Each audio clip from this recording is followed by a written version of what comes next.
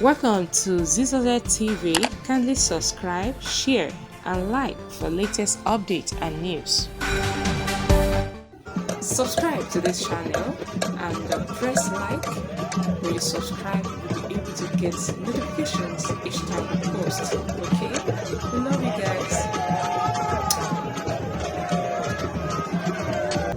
Ojú tí o ti ẹyin gbẹ̀tì. Ojú ò ní tẹ́. Wọ́n ní èrò pé àwọn ọmọ ẹ̀ general election kan níbo ni ẹ̀ kò ṣe ìpèdè. Owó oríṣà.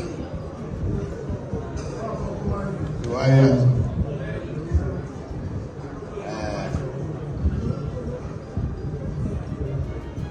Senator mẹ́tẹ̀ẹ̀ta àwọn alàgbà no 24 House of Rep àbí 21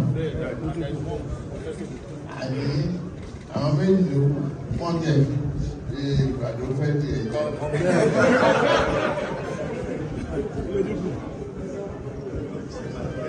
Ìyá ọ̀dẹ̀ wọn.